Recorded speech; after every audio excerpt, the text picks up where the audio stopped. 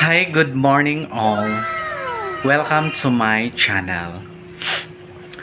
Ako nga pala si Trixie, isa po akong hairdresser.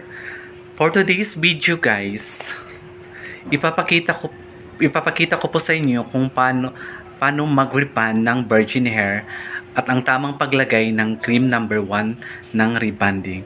At kung bago ka pa lang sa aking YouTube channel, please like, comment, and share my video para updated po kayo sa aking susunod na video.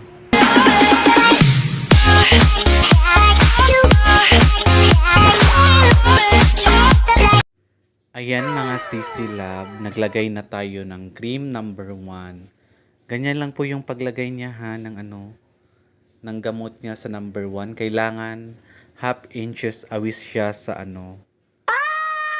anit para hindi po magkaroon ng aberya. Kasi may mga buhok kasi kapag nalagyan yung anit niya, may iba na bigla na lang siyang naputol kasi di natin alam na ano pala siya, may allergy o mga ganyan-ganyan. Kaya guys, iwasan talaga yung masagad siya sa anit. Yan. Ganyan lang po yung paglagay niya guys. Kailangan step by step din siya. Kailangan ding manipis yung paglagay niya para talaga malagyan lahat. Tsaka para hindi mahilaw. Ganyan. Yan lang guys. Antayin lang natin na malagyan niya sa lahat. Nahiya pa si girly oh.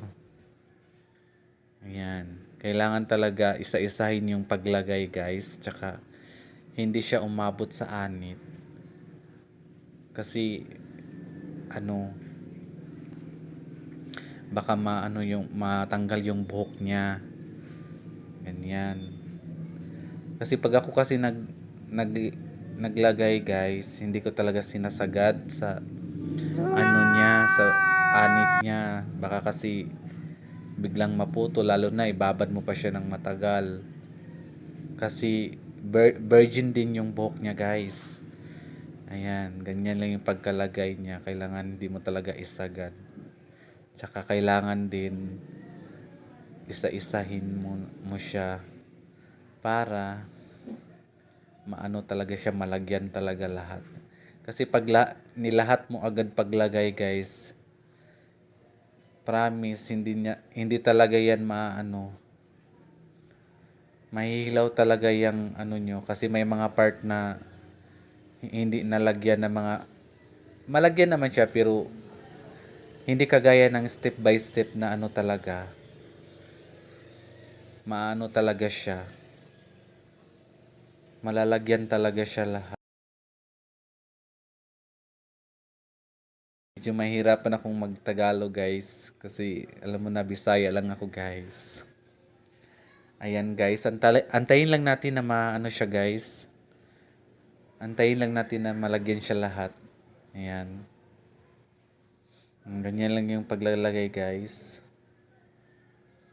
Kailangan isa-isahin talaga, tsaka manipis lang yung niya, pagkalagay niya para maganda talaga. Ayan na, nalagay na siya lahat guys. Ayan, mga sisi, ayan na. Ayan, pinakita pa yung pera. Ay, Diyos ko, tong videographer. Ayan. Tsaka, ayan, nagplansya na ako guys. Hindi ko na po pinakita yung number, niya. Yung niya, paghugas ng buhok, pagwaswas sa buhok niya. Ayan, nakabisaya na ako.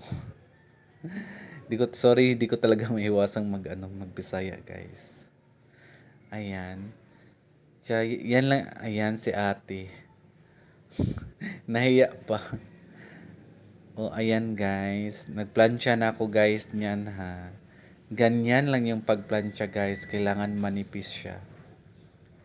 Kasi pag manipis talagang plakado talaga yung niya guys. Result niya.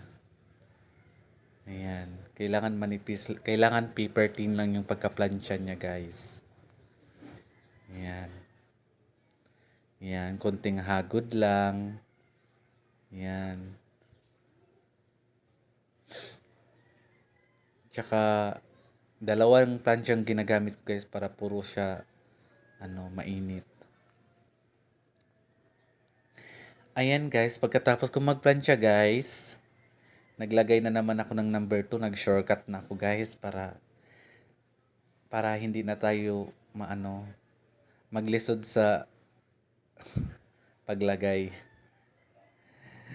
Joke lang guys, para hindi na tayo mahirapan guys na para hindi na tayo kapos sa oras kasi alam mo na, mataas na yung video natin. Ayan guys, ganyan lang yung paglagay ng number 2. Ayan guys, pagkatapos ng number 2 guys, nag-shortcut na din ako guys para hindi na tayo mahirapan. Ayan, nag-diretso na ako sa pagplansya. Yan, after yun sa paghugas. Ayan guys, yan na po yung niya guys. Yan na po yung final result niya guys. Ayan. Ganyan lang yung pagka-plansya niya guys. Dapat paper tin lang para masigurado talagang plakado talaga siya guys. Ayan guys. Ganyan lang yung pagka-plansya natin ha. Para iwas back job. Actually, di naman natin may iwasang mag-back job talaga lalo na paghilaw. So nasa mga kamay nyo lang talaga yan guys, mga sisilab. Hindi po yun nagdedepende sa medisina, kahit anong medisina na. Thanks for watching guys. Abangan po yung susunod kong video.